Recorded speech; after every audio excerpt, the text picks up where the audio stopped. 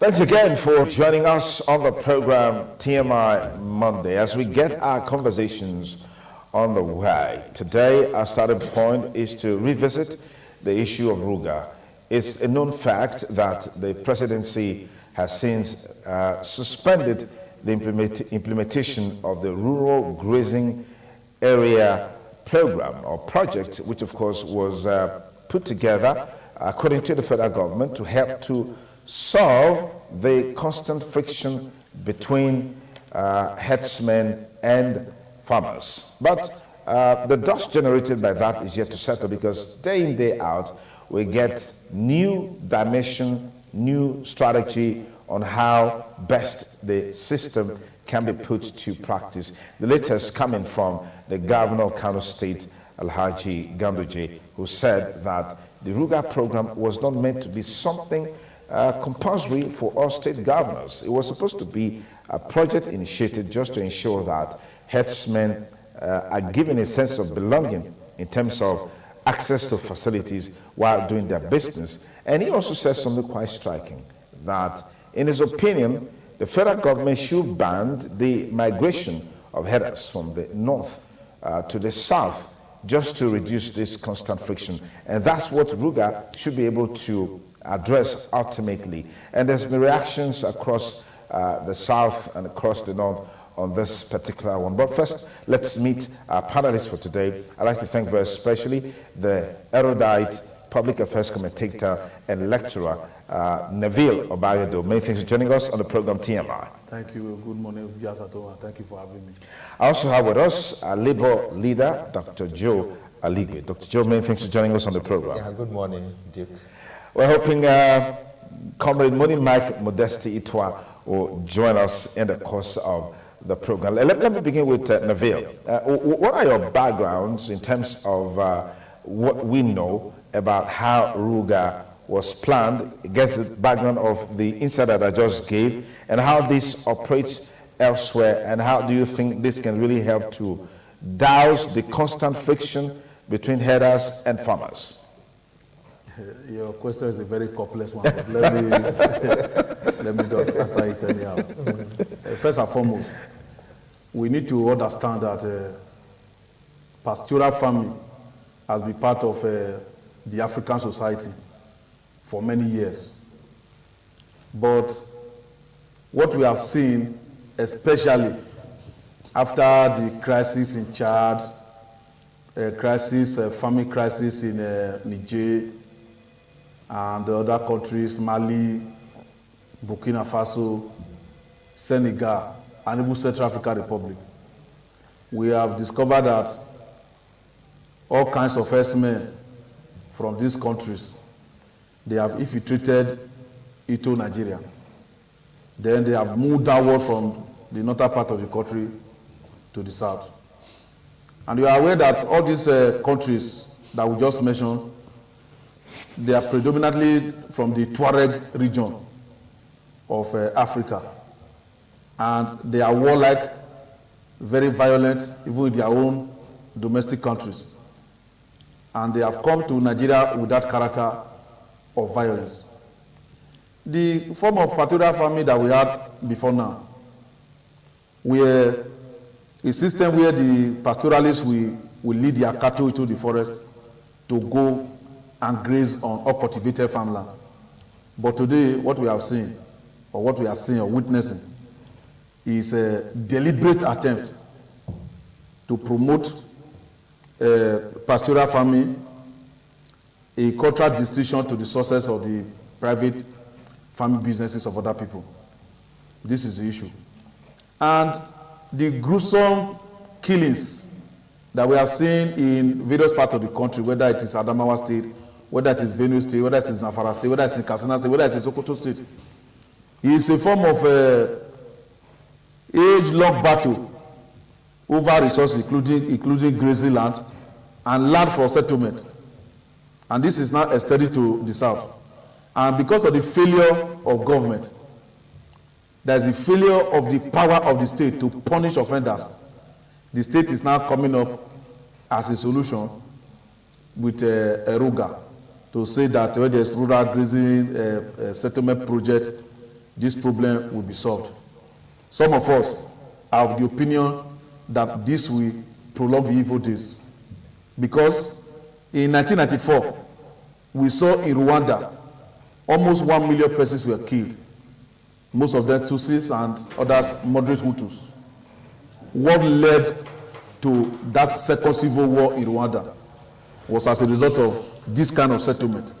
Pastoral, famine, and herders crisis. Yeah, crisis. Okay. The list is long of several other countries, even outside of the shores of Africa, where this has been a problem. If the government of Nigeria is saying that the solution to the problem is Ruga settlement, it is a big lie. That will not solve the problem. Because there's a tendency that people who have come to settle in your place, when they now discover that they are not indigenous and they see that that place is beneficial to them, there's a tendency that they will wake up one day to create an emirate or create a chiefdom that they will use to compete with you.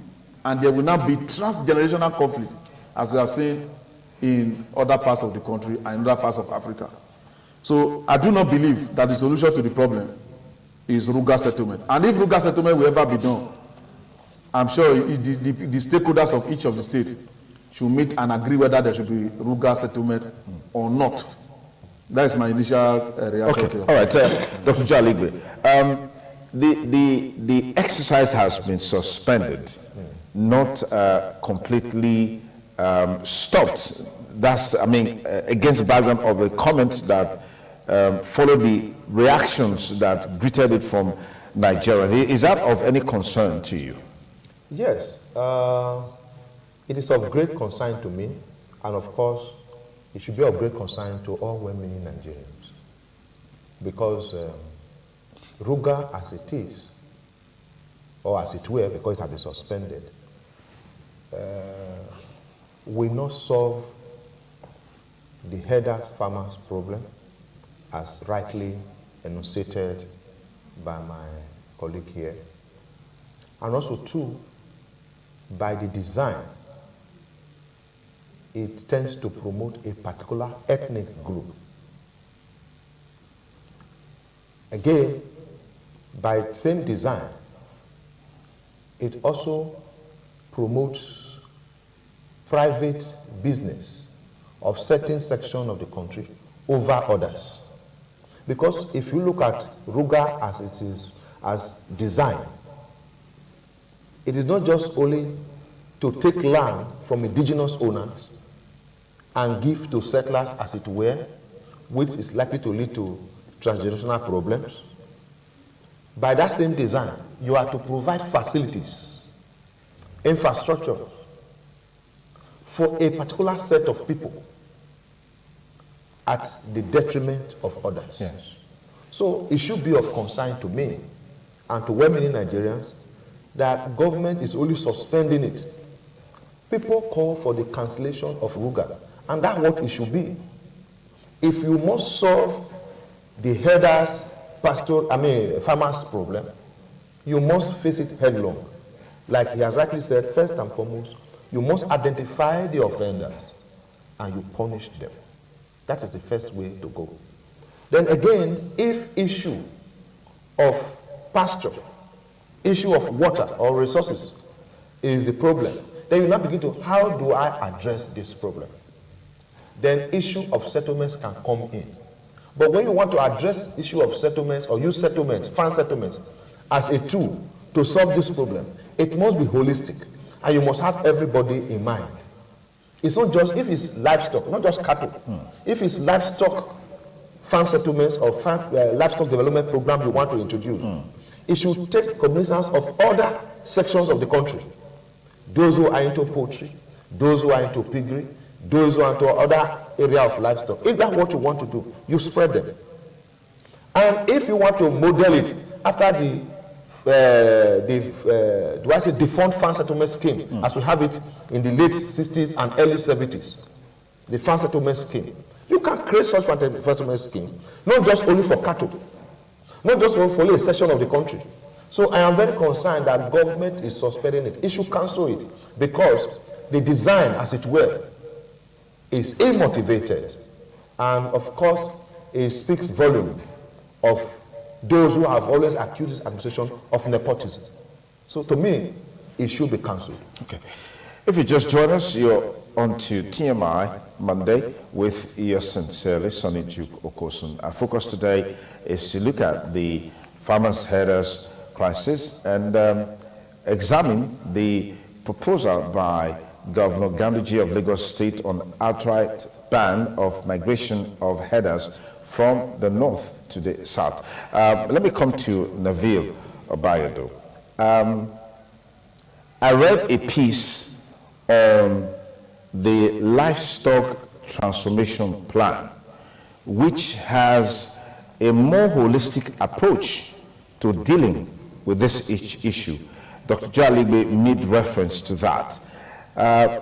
If there was such a document that is geared towards ensuring that there is a comprehensive strategy to promote livestock production in this country, how and why did RUGA come out in the first place, which in its entirety seems to negate the tenets or the content of the livestock transformation plans?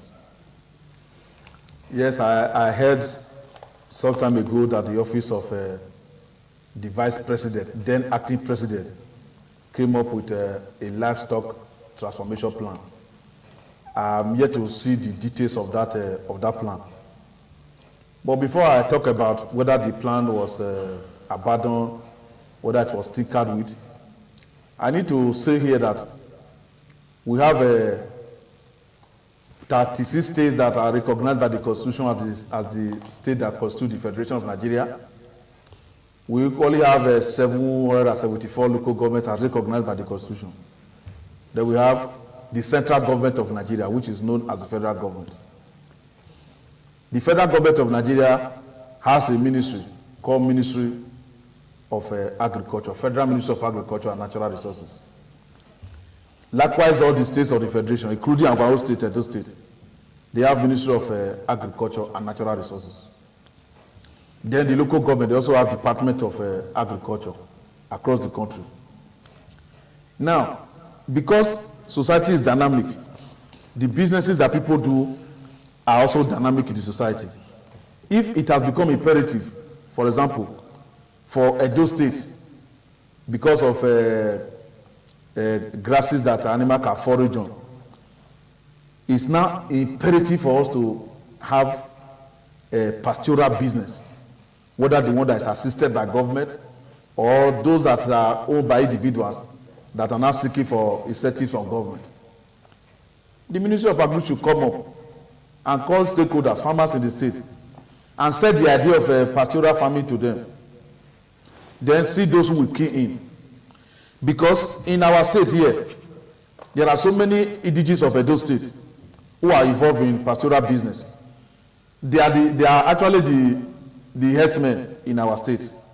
The Fulani that we see carry the cattle about are just foot soldiers. There are some former governors of this our state, Edo State, that have cattle. They don't have a settlement. They don't have a ranch. I see some higher institutions in Edo State. I see cattle moving around. And sometimes when you trace the origin, you discover either the institution owns the cow or some highly placed persons in the community hold those cows. I expect, for example, for the institutions, since they have Department of Agriculture, Faculty of Agriculture, to use those cattle, whether they belong to the institution or they belong to highly placed persons there, to start ranching, so that people from outside can go and learn from there. But what you see is that cattle almost enter classes in higher institutions, in Edo State and elsewhere. Now, traditional rulers, highly placed traditional rulers in our state here, across all the local governments in Edo State, the 18 local government, they have their own cattle. They are the herdsmen. The people helping them to tether the cow, they are just to rear the cow, they are just the foot soldiers.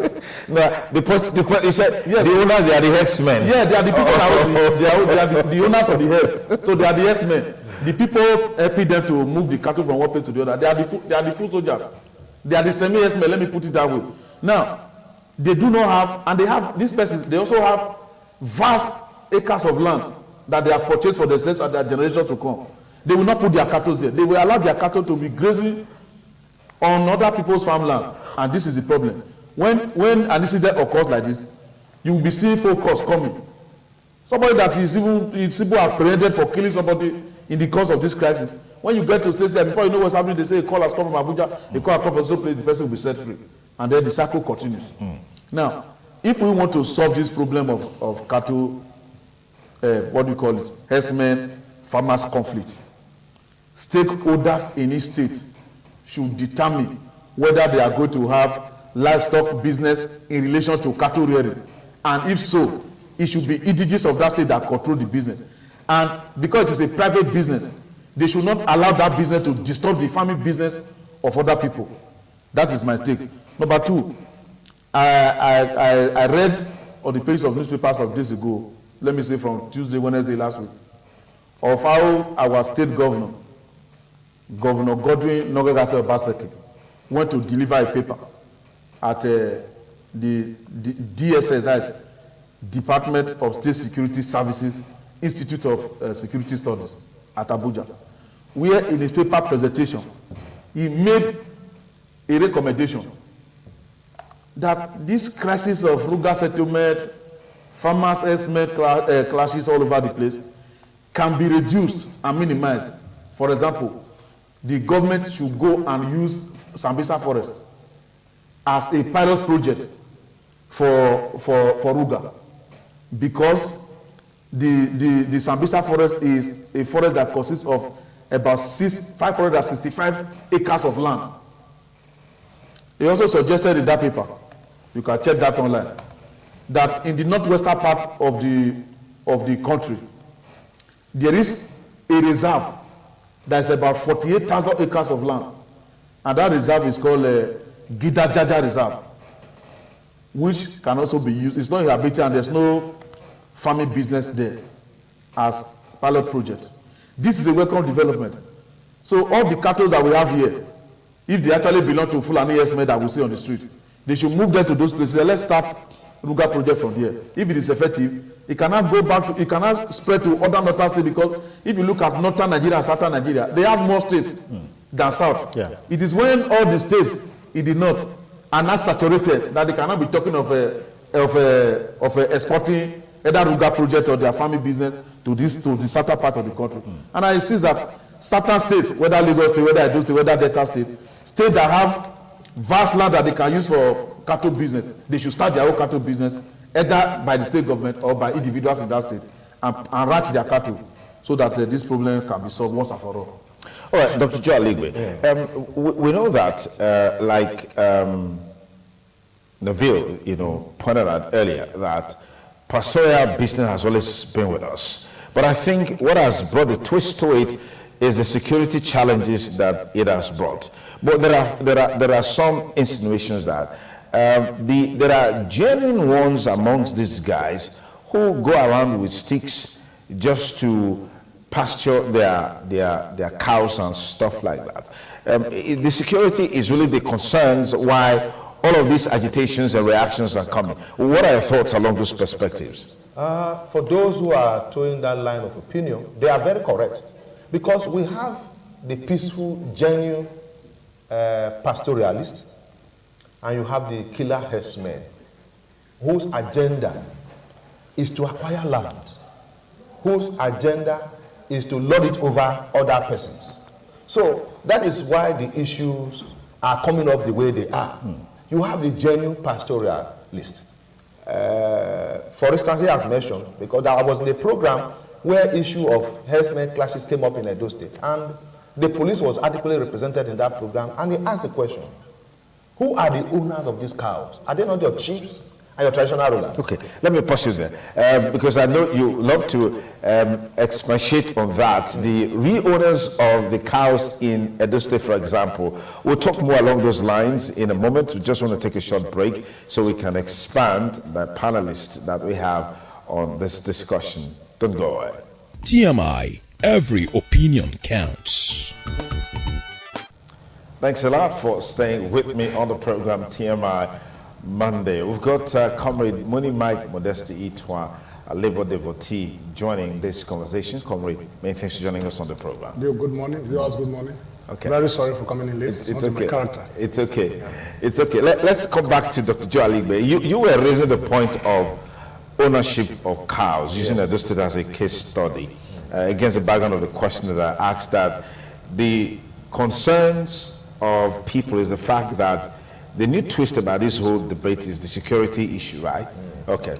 Yes, I was trying to highlight the fact that, yes, security twist, you have the genuine farmers, like genuine herders, and you have the killer herders. And I also made reference to the fact that the majority of cows that you see in Edo State, for instance, are owned by chiefs, highly placed individuals who are Edo indigenous, traditional rulers, the elites who are highly placed.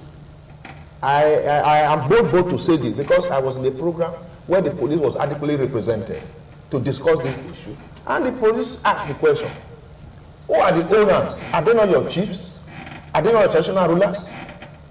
There's a particular institution in Edo State, a higher institution, a university for that matter, where cows strays here and there. Who are the owners of those cows? I make bold to say also that a former vice chancellor of one of those universities own those cows and they move around freely. You understand? Which is not the right thing to do. Okay. So you find such impunity that goes on around us.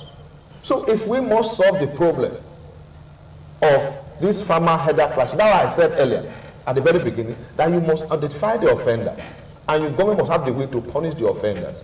And again, the issue of saying having a ranch or not, we must have ranches in Edo State owned by the then Edo State government, not Edo State government. As a young man, I do know that there was a ranch after Ubiaja, yes, owned by government.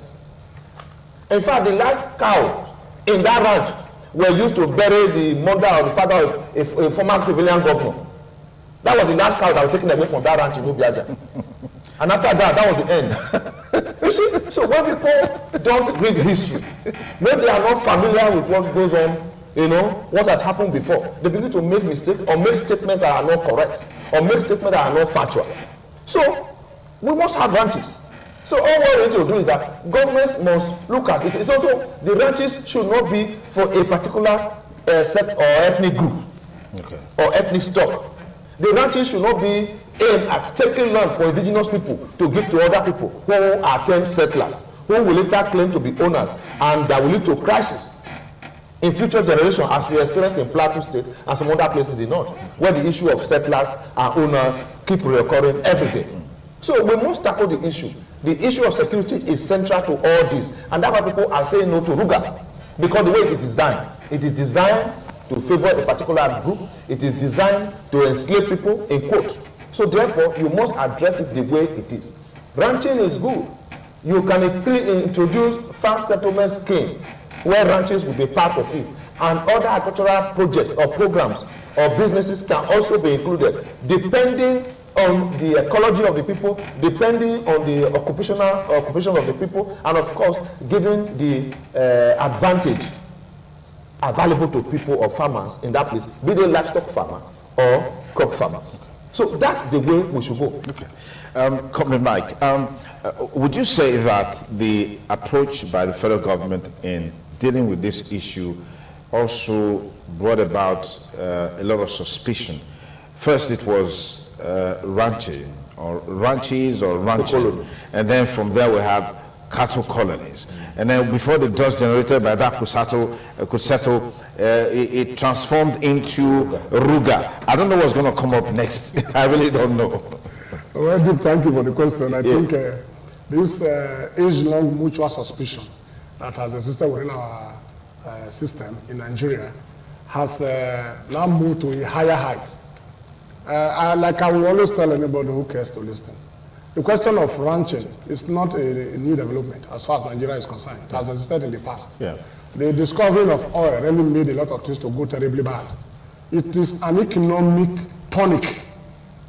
Ranching is an economic tonic anywhere in the world.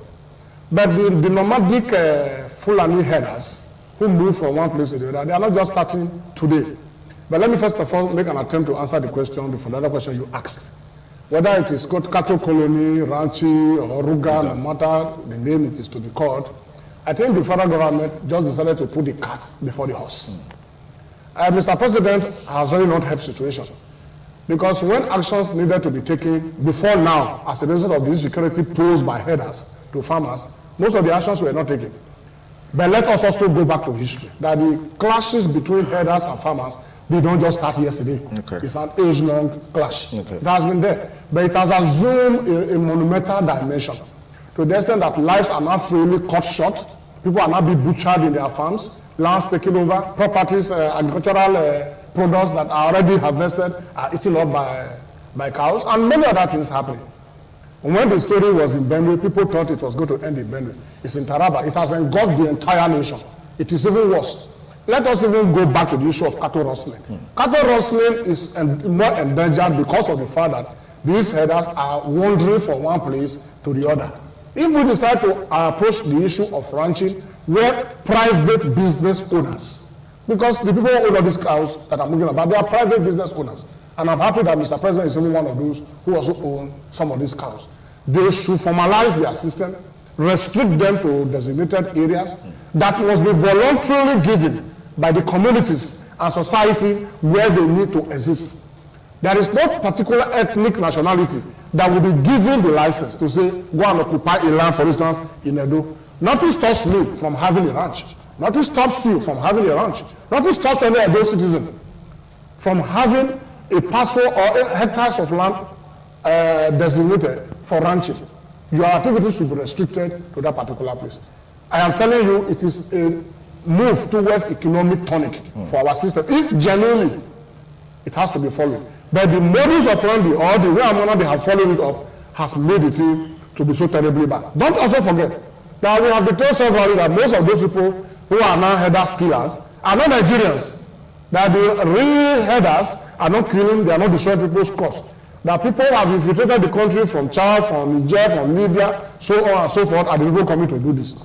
So are you now saying we should give our land to foreigners? And federal government has not been able to checkmate the influx of these persons. Every day you hear stories here and there, they will tell you we are on top of the situation, whereas they are below the situation. And nobody is saying about the truth.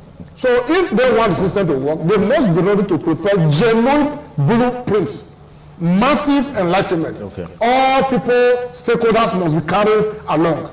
Not just talks about state government, for instance, to revitalize the Ugaja ranch, or even on a seasonal basis, create ranches. It becomes an income-generating source for government. Okay. But the activities must be regulated and must be moderated. That is it. Individuals can own their ranches. But I sincerely, I must tell you, I'm very much against this wandering of cows from one place to the other. You see these boys, even stealing. They are very much engaged in stealing. Sometimes you just see torchlight inside the house. Somebody is knocking on your window with a dagger or maybe with a gun. So the thing has assumed alarming dimension. But the federal government must not sleep and pretend that all is well. All is turned well. Okay. So the issue of Fulanization and Islamization, which has been on the table for some while now, is becoming a reality, so to speak, technically speaking, with all due respect to our brothers and sisters who are genuinely interested in the existence of this country. Even as much as the federal government is not ready to manage our porous borders or identify those herders who are coming to slaughter our people, anything that has to do with Ruga, whether they want to legalize their place or legalize anywhere, should be put at bay for now. Every state who is interested in doing ranching, anybody who is interested in doing genuine business, because it's a private enterprise, they should come and negotiate. And there must be concrete agreement on ground that you are not coming to take over our land. And even the indigenous of the land can also go into the venture. Nothing stops us. We decide to grow the grasses here and sell to Ganduje in Kano. We can go, we'll be making money because our land is fertile. We can grow the grasses here. Instead of going to Brazil to go and buy, we better start doing it here. Yeah. People will tell you that the onions will not do well in our region. It's a lie. Onions do well here. People will tell you things like what's it called now? Cucumber and others will not do well here. They are doing well here. Watermelon is doing well here. So what do they really need? Is it not maybe for some specific crop that will require climate regulation, like in Plateau and others, which we will not be able to cultivate here? We can do all these things. But let us be our brother's keeper, and we must be genuinely truthful to ourselves. As it stands, government is extraordinarily untruthful. Okay. Navil Bagado, a comment which of course made by Ganduje was that the migration of herders down south should be banned as a way to checkmate this frequent crisis. But don't you think that some of the governors in the northern states, they are also part of the problem? I mean, this issue has been on for years. For me, it doesn't look like there's been a deliberate effort to design a strategy to be able to deal with this issue. Well, first and foremost, Ganduje was a deputy governor of Kano State twice under Brian Kwakwaso before he now became governor. So he has spent 8 years as deputy governor, 4 years as governor. He's going to spend another 4 years. So for 16 years, Ganduje will be understanding and understudying all businesses in Kano State, which is the commercial net center of the north, and he knows the goings on around cattle rearing business. So I align myself with him because as a northerner, as somebody that is well grounded on business activities in the north, because I've listened to him, I've met him one-on-one, so I know the stuff that is made of. I believe that that his statement is a welcome development. Now, he is also a member of the Northern Governors Forum. He should not just end the statement maybe at a public lecture. He should take that matter to Northern Governors Forum to sell that idea to the Northern governors. Maybe those who have been part of the problem, who do not understand the issue the way Ganduje understands it. By the time they listen to his presentation, they will buy into his idea of banning nomadic HERDSMEN migration from the north to the south. Ganduje is also a member of the National Council of State, which consists of all the governors, the former president, the former chief justice of Nigeria, the serving chief, and so on. So he should take the matter beyond public lecture and beyond Northern Governors Forum to National Council of State to also discuss this matter. Maybe other governors from other parts of the country can also buy into this idea.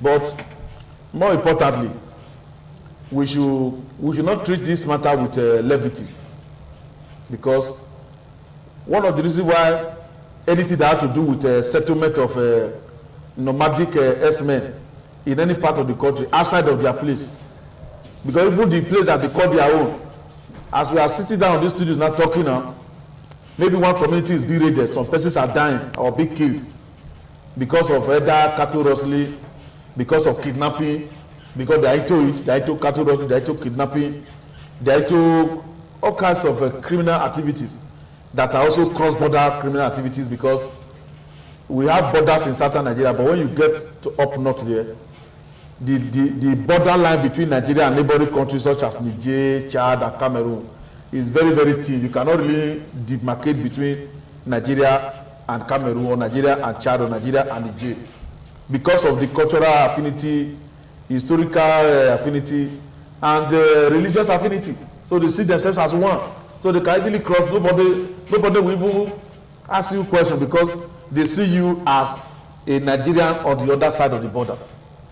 And so if we are talking about a settlement of nomadic HERDSMEN in relation to Ruga, we should not look away from other security crises that go with this, which I've just mentioned just now, and my co-discussers have alluded to them, such as cattle rustling, such as kidnapping. And if the migration is stopped, we will see that any person that we see in our community that is not fully engaged, we can get the person apprehended and make sure that the laws of the state are used to bring them to justice. And I use this medium to appeal to our politicians, our traditional rulers, elite of our society who are involved in a cattle business or cattle rearing businesses, who have brought people from the north to help them to look at their cattle. They should also know that when you give them 100 cattle to rear for you, they will call their people to bring 200 cattle to come and add to it. So as they are ready for you, they are ready for themselves. But of course, you know the number of cattle that you had. When you come up to take a look at it on a particular day, Yes. you realize that the number has increased to 300. Aren't you going to ask questions? So by my assessment, Yes. even if you see one person moving with one herdsman moving with 200 cows, it may be 100 cows that belong to one person here. There must be a mark. They will mark them. Okay, to distinguish them. To distinguish them from the other cattle. Okay. Then the other one will also have mark. So if they are ready for you, they are ready 100 for you, and they are ready 200 for themselves, they must put a mark on your own to differentiate your own from theirs. Are you saying, Neville, that in a sense we have also contributed to this problem, the insecurity associated with herdsmen, so to speak? Yes, we have contributed. I will give you some instances just now. There's one community they call Ubuwe community on your way to Ogbese, boundary between Edo and Ondo State, on this beg your pardon, of Yan Northeast Axis. There is a particular powerful man in that community. The man is very close to police officers in the state, maybe DPO area commander, or maybe state command, not necessarily commissioner of police. Are you from that village? Are you from that community? No, I'm not from there, but Okay, I visit there, I sleep there sometimes. Okay. So I'm Very conversant with some of the things there. there. Okay. So the community decided that they were not going to allow cattle rearers to come and settle in that place. Because this man has a big farm. He now took his cattle to his farm, that they should settle in his farm and be grazing in his farm. From his farm, they can come outside to come and graze and return to the farm. But right now, as we speak, the man is having problem quitting them from that place because of the nuisance that they are constituting around his farm and the rest of them. Obviously, he must have collected money. Yes, he collected money. Okay. He collected money. Then you go to along this Owo Road, you have Digbetwe, Udigi, and all those other communities. You also discover that during the period of Community Development Association, the cattle raiders will just breed their cattle, maybe give one cattle to the community leader or two. They'll give them some money, maybe 7, maybe 1 million, maybe 2 million. We say we are going to allow you to use your cattle to graze on this environment for the next 5 years. You pay for 5 years. Then the man will bring 100 cattle. In the night while you are sleeping, they will call their people to come from International State from another place where they have been troubled to come and join them. So when you now see them, you cannot now confront them and say, how come the cattle you brought that day were 100? How come they are not 200 or 1,000? Okay. You cannot say so. And they graze on people's land. And so when anything happens, the person who has collected money for them, who brought them to that community, will want to defend them, using his connection with the police and elsewhere to be able to save them. This is the core of the matter. This is the core of the matter. And I just said something about Ovia Notice. If you go to my place in Edo North, the same thing. All the traditional rulers in Edo North, if you see any cattle in any community, you know that they have already paid homage, in quote, to that traditional ruler. Whether it is Perisai, whether it's Anegbete, whether it's Usari, anywhere. So that's what they do. They collect money from them, 5 years, 6 years. If the traditional ruler is a Muslim, during Salah, they will bring cattle, they will bring some money, say, Baraka de Salah. If the person is not a Muslim, is a Christian, during Salah or Easter, they will bring cattle and say, Happy Easter or Happy Christmas. And so they do not now show interest on the destruction that happened to their indigenous persons who are farmers. And so they allow these cattle people to graze uncontrollably on the farmland of others. This is the problem. If we have that problem in Benue State, be rest assured that people from Benue, indigenous of Benue, leaders of Benue, the elite of Benue, they have a hand in it. If we have the problem in Edo State as we have it now, the people of Edo State, the people who control Edo State, they have a hand in it. And unless they have the interest of the people at heart, this problem will continue. Interesting. I'm concerned by the time you go into an agreement for 5 years, even when the destructions are ongoing, you probably will pay deaf ears to it. And then when you confront this guy, they tell you, look, we were given access to this place for 5 years. I'd like to get your perspectives on this. It is true. His analysis is very correct. Like I mentioned much earlier, that in a program and event I attended to discuss this issue, and I said the police command was adequately represented, and he confronted us. Who are the owners? Are they not your traditional rulers? Are they not your chiefs? Are they the ones who are encouraging this? And you want me to perform magic? You want the police to perform magic? He asked that question. And he, the police, was very correct. So our traditional rulers, our elite, highly placed, they on their own must begin to show concern, show interest concerning the security and welfare of their people to see that they change their ways. And like I mentioned of a former vice chancellor who owns so much of this cow in a particular university, he also should take to ranting because he's educated. He's just one of such other persons who are doing similar business or similar in Edo State. And again, there's an interesting thing that we have not even looked at. We have been talking about Ruga and all that. The Fulani herdsmen, they have a face. They have an association. The Mieta Allah Cattle Breeder Association of Nigeria. And if you get to listen to them, they say they are not interested in Ruga. I don't know if you have heard them saying that they are not interested in Ruga. So, whose interest was the federal government protecting in the first place? That is the thing. Yeah, because I heard you say Ruga was sort of ethnic specific, and it wasn't holistic and comprehensive enough. Yeah. And those who are supposed to be the beneficiary, in quote, are saying, we are not interested in Ruga. Don't restrict us. We want to graze our cattle freely. That is our culture. That is our tradition. And when I engage somebody from the north on this, why will the Mieta Allah, he said that there's a cultural belief among the Fulanis that until their cow graze on another person's farm, it will not be productive. So you have a problem. That's another twist. You have a problem. Yeah. Because he is from Adamawa State. Okay. He was telling me that is the problem. That these people need to be educated. There need to be serious orientation. To say no, you must confine your cow. If you confine them, there are inherent advantages that far outweigh when you allow your cow to move freely. So these are the problems we need to address. Those who are supposed to be the beneficiary, like that one when we talk about Ganduje making statement, where I will just pray, well, let it not just be a political statement. Because Ganduje should know better than any of us. Absolutely. Because he's from there. Yeah. I am very convinced that the Mieta Allah are not ready for Ruga, as it were. They would rather prefer the movement from one place to another. So for you to be saying, so let them do serious orientation. And why some of them find it difficult to even confront them is that they are not sincere. When you have leaders that are not sincere, when you have leaders that are not truthful, either because of their personal interest, economic interest, or political interest, they do not want to offend people, then we begin to have such problems going on. And I think that is where, if we must solve this problem, we must begin to look at it. Who are those who should come to the table? Who are those who should take action? It stems from not just all the political elites. The traditional rulers must also be there. Businessmen must also be there. Like Mieta Allah, other farmers must also be there. So that we can have a holistic approach. And that's the way we can go before we can talk about either having a comprehensive livestock program or Ruga in whatever disguise. All right, Money Mike, I'm concerned with the fact that if a man has a mindset, that may also be a big problem in trying to deal with the challenge.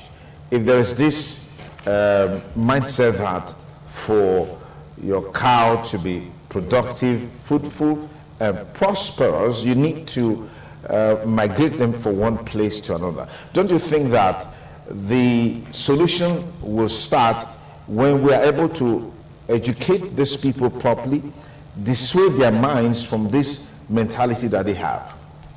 Well, I think you're absolutely correct that the need for orientation and reorientation is very, very germane to having a way forward as far as this matter is concerned. Well, I will always tell people, in Africa we believe so much in myths, M-Y-T-H, other than reality. When they will tell you that your ancestors said it was like this and it's going to be like this, we just follow hook, line, and sinker, without even using the sense God has given us to analyze and critically synchronize to know what is better for the situation. As it stands, whether Mieta Allah likes it or not, if the federal government has the political will and all stakeholders agree on a particular modus operandi as to cattle rearing, I'm not sure Mieta Allah will overturn Nigeria upside down. But even at that, whatever the federal government is doing, like I said before, there's no transparency yet. They are just looking for speedy shortcuts to solving a very heavy problem, of which such shortcuts will even aggravate the whole problem we are facing. In terms of, let us not even restrict the issue of cattle rearing to the Miyetti Allah people. Like we have heard here, it has been exposed, it's not only the Miyetti Allah people that are rearing cattle. Yeah. In those days, there are the ones we call Emila, the very fat, black ones. They are like bulls. It's a different species. Of cow? Of cow. Okay. Cow business is a very heavy business all over the world. The byproducts that come out from a cow, the milk you are talking about, just mention it, they are so numerous. So if as a nation, in the 21st century, we are sitting and watching things go from bad to worse, and we still cannot even decipher what the solution will be, it is high time we started cracking our brains, all of us, to find a solution to this. This security that is even alleged, I'm not using the word alleged, to be associated with this cattle rearing, apart from HERDSMEN and others, we may not even completely put it on the table of the herders. Let me tell you one thing. Somebody will tell you, we were attacked along Benin Lagos Road, and they were full of the HERDSMEN. How are you really sure they are even the herders that are involved? Thousands and thousands of people are migrating into this country from the northern axis. And you know, they speak virtually the same way. Yeah.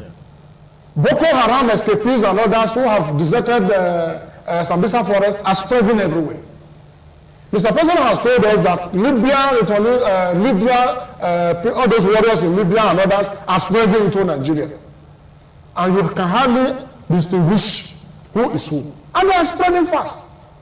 For instance, in this enclave where you are operating, you may be shocked that you will have over 2,000 non-indigenous who have migrated from the Far North, and possibly from Lake Chad, from Niger, from Cameroon, so on and so forth. And when you see them, we here will regard all of them to be Northerners.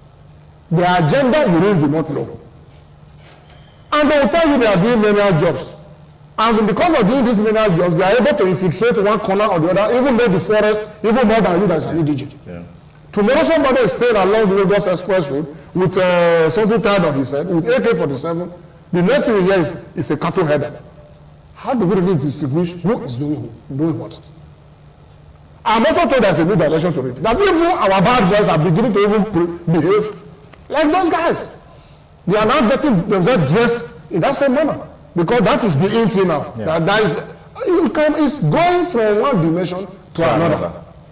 So the insecurity that is associated with this issue, we also have to be very careful and thoroughly analytical about it. Generally speaking, security situation in this country is extremely so bad. Extremely so bad. And the time has come for community policing. They should allow every community to police themselves. Security votes in the hands of the executive should be decentralized to all community heads.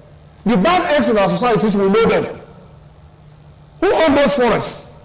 Are we saying our hunters are no longer hunting in the forest? They cannot come across these people.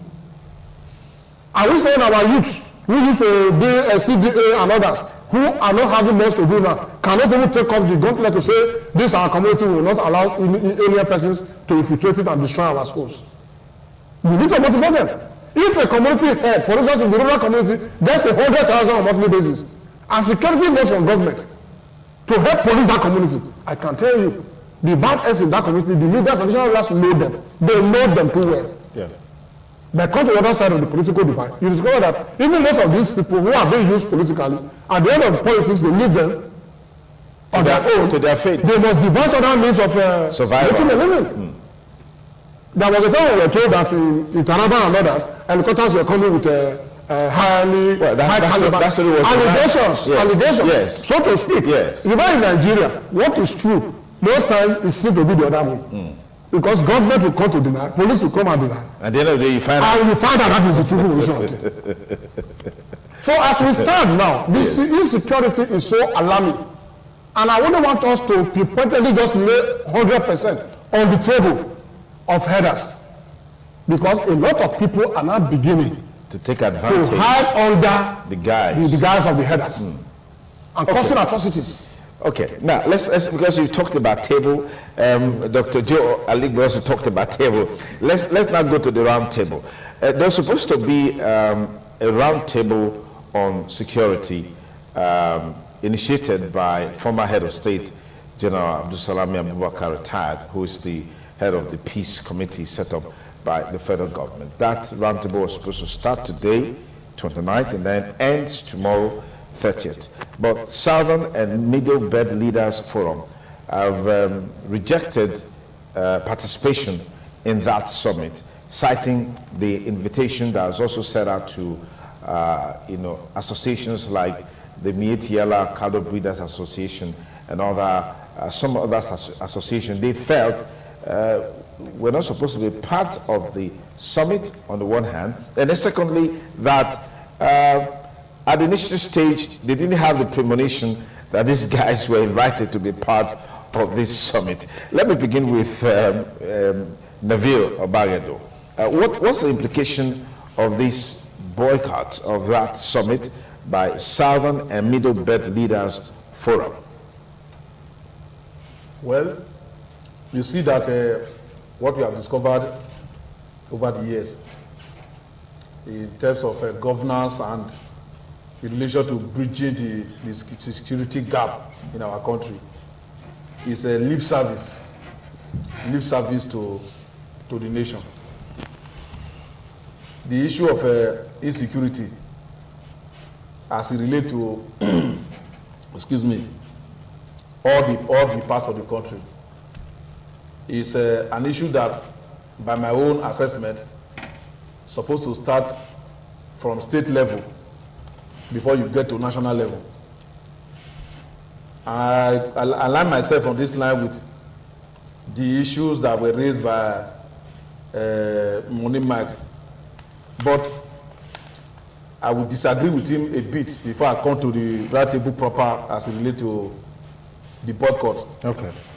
Number one, it is true that we have criminals all over the place, kidnapping, armed robbery, and so on and so forth. And people have been laying blame on Fulani HERDSMEN, kidnapping people on the highway, and so on and so forth. The list of Fulani HERDSMEN that have been involved in kidnapping is very long. And if you look at it, since kidnapping started in Edo State here, I'm sure you will see that when you now categorize it according to ethnic groups, they are more. Now, whether they are more or not, whether they are the people involved in kidnapping on a daily basis, it's not for us to determine on television here. That's an assignment and a task for security men. Because if they go to Lagos Road and they apprehend kidnappers there, by the time they interrogate them, they'll be able to know where they are from. They go to their border and put the chart there. Kidnappers that were apprehended, this is where they are, where the community they were arrested, they are from so place. You will see it there. So that is by the way.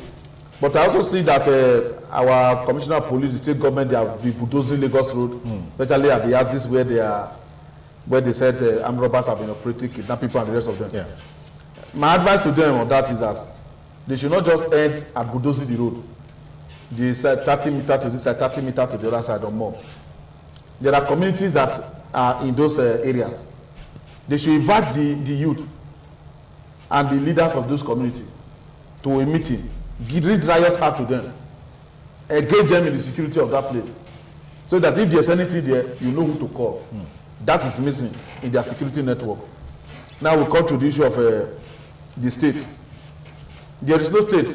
Shortly before the election this year, I was privileged to attend a stakeholder security meeting at Imaburo College that was organized by the state government. And traditional rulers were invited from all parts of the state. Then various associations, including Mietiala, civil society organizations, they were invited. I listened to the presentation of the governor. I listened to comments that were made by people, including traditional rulers there. That should be the beginning of any roundtable discussion on the issue of security, so that each state that have their own security challenge, they can amass them and bring them to the national roundtable for discourse.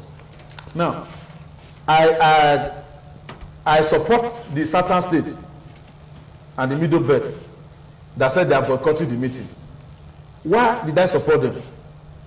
Why the presidency had suspended Ruga recently I saw a man old enough to be my father appear on television. He was reading a paper prepared for him. And he was giving 1 month notice in the name of an association to the president that if the president did not reverse that decision to suspend Ruga, that they are giving 1 month notice to Southerners in the north to return back home and leave their businesses and the rest of them. Not many weeks after, I also saw students of Madafodio University. They came outside and they said they were demonstrating. They were not demonstrating that the state government should give them a bursary. They were not demonstrating that some students were being victimized. They were not demonstrating that their hostels were not okay. They were demonstrating in favor of Ruga.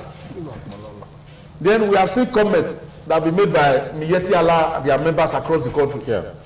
Then invited them with state governors to a meeting to further come and be bringing their own whatever is their own demand in terms of the security crisis situation that they are part of.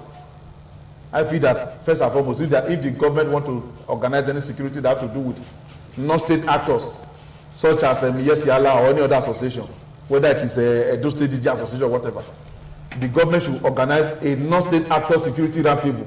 Okay. That will involve them. Then get information from them, feelers from them on how they can help to tackle security. But if the meeting that is organized and headed by former head of state, General Abdulsalam Abubakar, is the one that has to do with state actors, then they should be excluded. But if it's going to be a meeting of non-state actors and state actors combined, the participants should also know beforehand, so they will know the kind of paper to prepare to come and present there. Okay.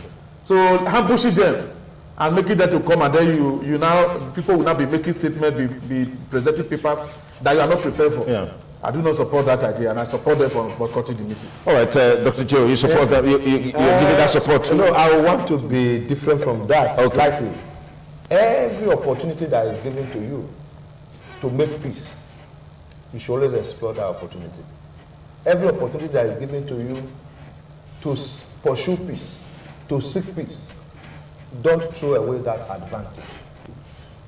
To me, government may have not been too, the organizers now, the organizers of that meeting may not have been very thorough in terms of doing a good job on those who to invite, on those not to invite. It is not good to ambush anybody in any program or any event.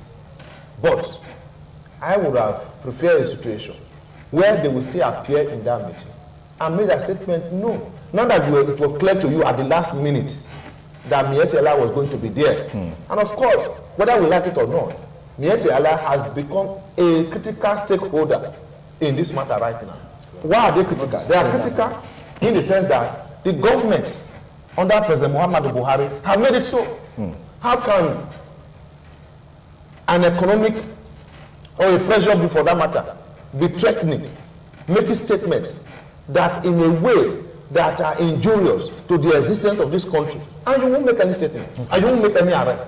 And of course, if you look at what IPOB was doing, I don't think what IPOB did for you to proscribe them and make them a terrorist group or whatever is different from what Miyetti Allah did, or the statement credited to them about 3 or 4 weeks ago, that government must rescind the decision of suspending the Ruga program, and government didn't make any action. So to me, they have become an actor as promoted by government under President Muhammadu Buhari. So the southern and middle belt leaders should have been in that meeting and made their position clear. Of course, also, they can read the Riot Act at that meeting and go back home to prepare, to sensitize their people, and wait for the next offer around. All right, Money Mike, they should have been in that meeting, right?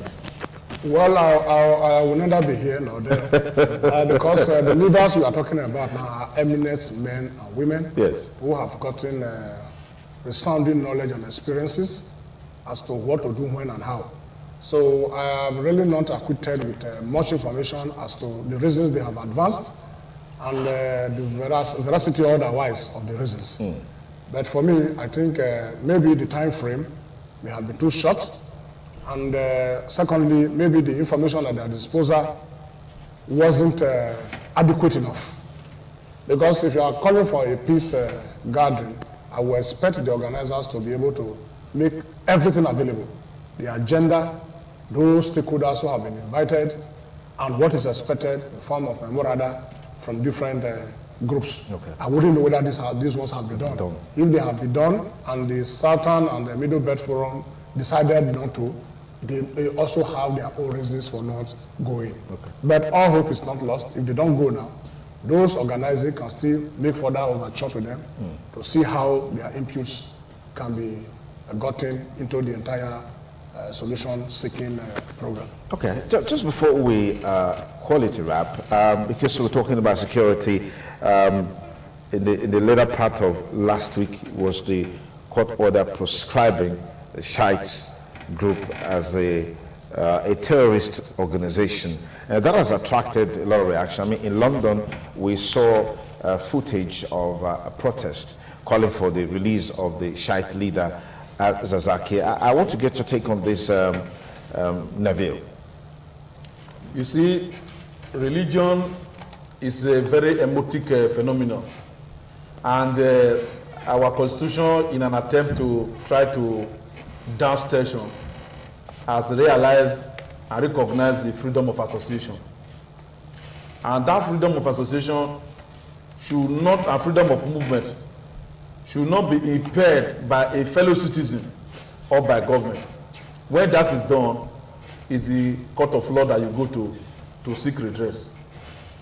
But the issue at stake is the issue of the Shiites. I don't know the meaning of the word Shiite in relation to practice of Islam by Nigerians, because Shiites and Sunnis, as the case may be, they refer to tribes and people of Islamic religious dogma from different perspectives, from the Middle East. Yeah. So I don't know why Nigeria should be talking about Shiite Muslim or Sunni Muslim or Ahmadiyya Muslim, as the case may be. Read the Quran and practice Islam, and do not let that be a problem to another person.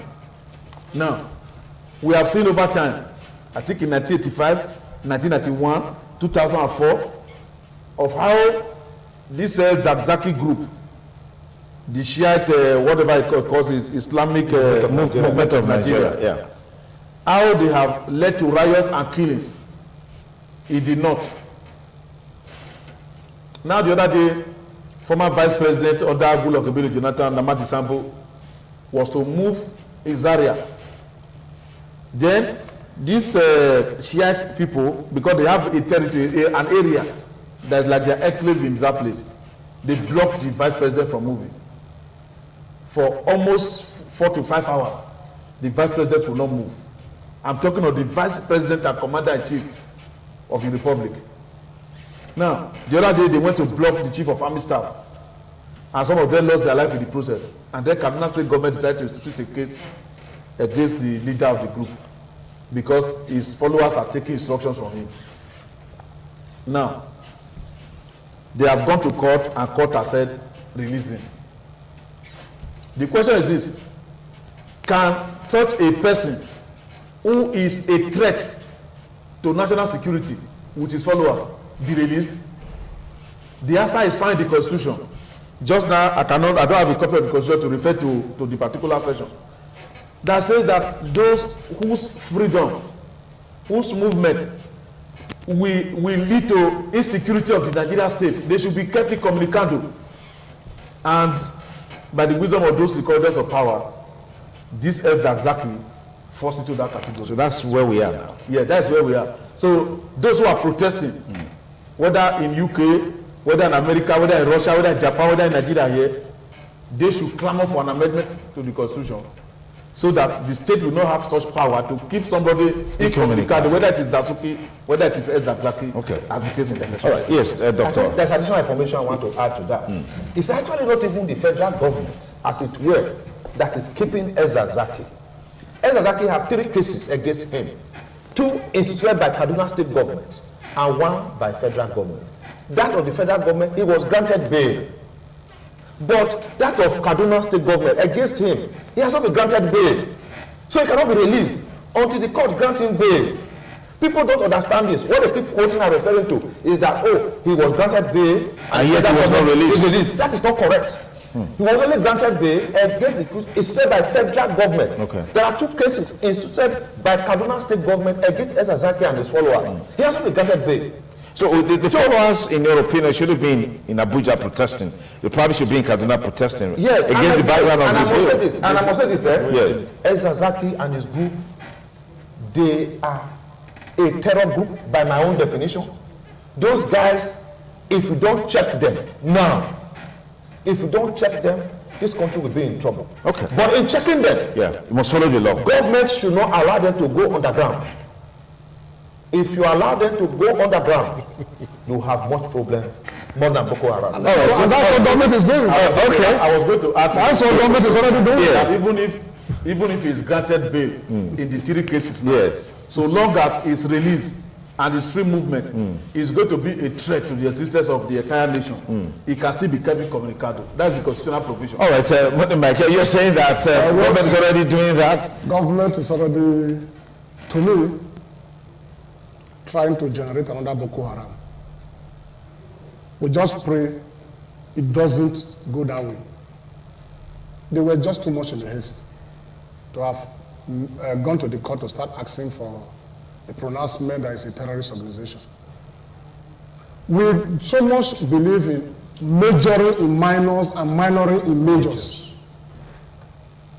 I'm not sure they are so quick at taking some decisions when it comes to being very critical about situations. Just because some persons have lost their lives, you have made such a pronouncement. I'm not saying the pronouncement is outrightly bad. Okay. But they were not diplomatic enough. Well, let me proceed. I'll come back to you in a moment. Let's just take a short break. It's the TMI Monday, and we'll be back to conclude our conversations today on a whole lot that we brought to the table. Don't go away. TMI, every opinion counts. On a concluding note on TMI, let me bring Money Mike Modesty on the points that you raised before we went for the break. Okay, like I was saying, I tried to make us understand the fact that for me, the government wants to put us into more trouble than we have bargained for. Why do you say so? Yes, proscribing Ezezaki's organization, as far as I'm concerned, is going to degenerate into more troubles for us. Miyeti Allah, an organization that has committed a lot of treasonable felony, treasonable statements being made here and there, aiding and abetting the killing, the maiming, the destruction of Nigerians and whatever Nigeria represents. When Mr. President is a patron, ought to be proscribed and treated as a terrorist organization. Yet, Mr. President is not doing anything about that. You are always saying because Ezazaki and his people are protesting. What is wrong about protest? But people have been killed. Hold on, Sonny, hold on now. Yeah. I am not an apostle that supports evil. Okay. 2 wrongs can never make a right. Absolutely. Whether Ezazaki has 20 cases in court, and these are court with coordinate jurisdiction, a pronouncement has been made. It is incumbent on Mr. President to first and foremost respect the pronouncements of the court. Release him. Clear your hands off. Let him be rearrested. The rearrest will not be on the basis of the cases. But that is what has happened. No! He was never released. He was never released. Go to Iran. Somebody that want to go to Iran. He was never released. And let me tell you, the issue of Sunni Muslims and Shiite Muslims is not only in Nigeria, it's everywhere. It's just like when you talk about the Foundation Church and the other churches that came out. The issue of Isaac, the son of Abraham, and the other that came from the other woman. That is the background of it. Even in Iraq, you have it. In Iran, you have it. The Iranians are more of the Shiites. There are allegations right here and there that the Iranians are the people sponsoring this guy. Why not report the Iran government to the United Nations? Somebody who is supposed to be a citizen of Nigeria. Hold on now. Yes. Why not formally report the Iranian government to the United Nations? Okay, I get it now. That they are busy sponsoring a dangerous group in your country. We have representatives in the UN. I am not supportive of anybody who want to bring down this country for whatever reason. Okay. Whether under the guise of religion, politics, tribe, just mention it. But like I have said, the young man who started Boko Haram activities, his life was cut short And a lot of questions started coming. And people thought Boko Haram had gone. What is the state of affairs today? See, iPod have not even done even 1/10 of what Mileti Allah did. You went after iPod. The instrument of negotiation, the instrument of peace building, you are not even exploring any of these instruments. You could not even say, okay, as a federal government, I want to find 2-3 worthy Nigerians who will stand in to say they will be held responsible for any activity this man carries out if we authorize his release. Or seek international interests that will be interested in you releasing this guy and then standing as sureties. None of this. The security issue is almost the same thing. The court is made by man for man, not the other way around. There is no provision in the Constitution that empowers Mr. President to hold a citizen communicado. No provision. Decree 4 was what they translated to an act of parliament. And the act of parliament is inferior to the Constitution of the Federal Republic of Nigeria. In as much as it goes in the opposite direction. Ezazaki is not just existing for the first time. I stand to condemn the activities of Ezazaki and his men. I'm not supportive of it. But if you are not careful, the fly that is so stubborn will follow the corpse into the grave. You are proscribing them, and you can see the might with which these boys are not coming. They can decide to go underground, form an alliance with Islamic State West Africa, Boko Haram, and this country will be ungovernable. So what's your recommendation? My recommendation would have been peace-building alternatives. What if they are not available, or they are not available to such a peace? It was reported that Ezazaki has been terribly sick. Why not allow Ezazaki even go to the National Hospital? Let cameramen even see him. Let us see that government is even taking adequate care of Ezazaki. I'm not saying they're not taking care of him. Those who I already know will say... Who are those who know? Are we supposed to be the that? No. I disagree. I've not finished the statement. Security what? I've not finished the statement, Money Mike. Take it easy. Let's hear it. I'm saying those who should be in the know will say that security issues are deeper than what you and I see on the surface. Against the background that there are a lot of things that people cannot say in the public or cannot be made known in the public. So just because of if you are told, if the followers are being told lies, that Ezazaki is almost going blind or is not blind, and you know Ezazaki is not blind, you mean you cannot bring Ezazaki to National Hospital where cameraman will be available to see him being treated and that he's not blind? Okay. When you say security issues are deeper than we know, what makes it deeper than we know? Are we not supposed to be aware? Okay.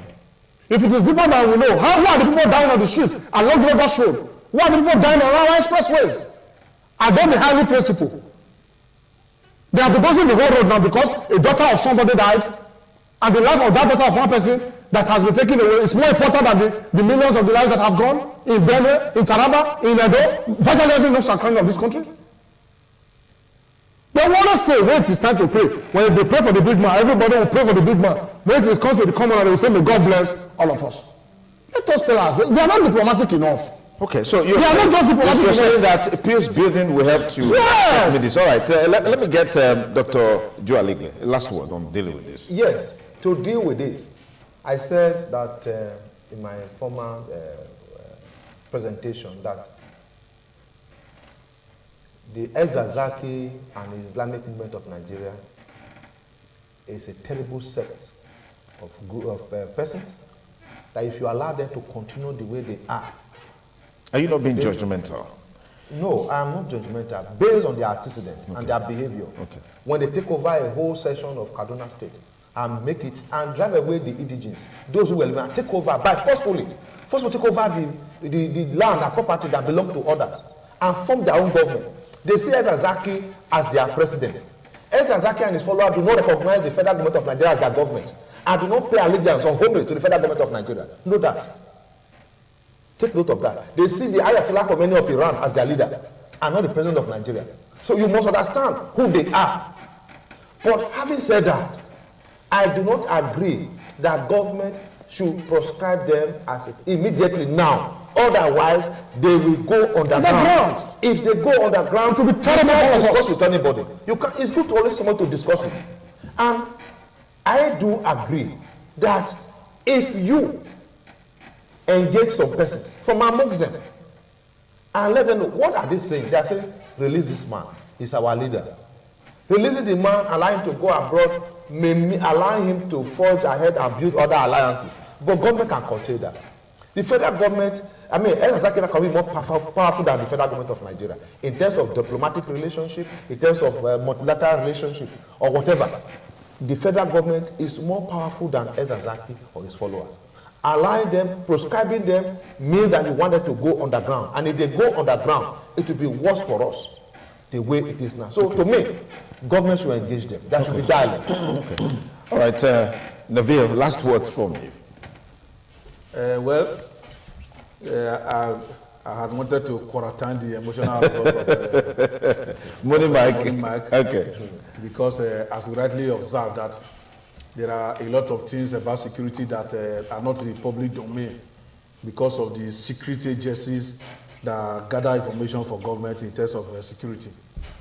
I want to say that Boko Haram was not proscribed before they started their onslaught on the Nigerian state, attacking fellow Muslims who do not subscribe to their version of Islam, attacking school, prison, police station, and all of that. And today, we still have that problem at hand. I also want to say that the leader of Boko Haram was not killed before they started their activities. If you watch the videos of the kind of messages that the leader of Boko Haram was preaching to people, you know that it was laying foundation for a violent confrontation with the state. I do not also believe that the leader of Al-Shabaab in Somalia was killed before they launched their attack on the Somalia state that led to the division of Somalia from Somaliland from Somalia to Somaliland. Then I do not also want to believe that the leaders of the Tuareg terrorist organization that cut across Burkina Faso, Mali, and some other countries in the Sahel region were killed before they started their activities. Now, a person that is practicing religion that's supposed to be a free religion that you can voluntarily enter into, and the person now sets up his own government. That alone is enough to proscribe the organization, even without violence. And now that it has gone beyond that level, the government should act fast to proscribe the organization and deal decisively with the members of the organization that are identified. And if they go underground, government security agencies have the apparatus to also go underground by infiltrating into the organization. They don't have the capacity to know the operations and models of they don't even have it, so that they can bring them to order. They can bring them to order. Okay. And government should learn from other countries that have tried to curtail this kind of Islamic fundamentalism, which is a threat to any part of the world. Because in 2005, the World Bank and the World Bank and the United Nations, American intelligence agencies, they came up with reports about countries that were going to face, as from 2015, the crisis that Nigeria is facing now. They mentioned Pakistan, they mentioned Iraq, they mentioned Nigeria, they mentioned some other countries in other parts of the world. And so if all these things are happening now, we cannot be blaming the president for acting. We should blame globalization for it. We should blame the way and manner we have conducted politics and religions in an heterogeneous society like ours. And unless we're able to sit down and approach the situation from that perspective, Nigeria is actually heading towards a total collapse. Okay, thank you, gentlemen, for the thoughts that you've expressed here. Like we always say, these thoughts are entirely the thoughts of those expressing them. They are not the opinions, they are not the views of the station. We always provide this platform so we can engage and interrogate issues, no matter how serious they are, break it down so you can make sense of it, and of course, think better, act better, contribute better to the development of our society. Money Mike Modesty, to our main thanks for coming on the program. Thank you, Duke. Nabil Obayado, we appreciate you. Dr. Joe Aligbe, thank you so much for coming. Thank you, man. And that's it on TMI for today. The show continues tomorrow. My name is Sonny Duke Okosun. On behalf of the entire crew, thank you again for staying with me on the program. Do have a beautiful day ahead. Bye for now.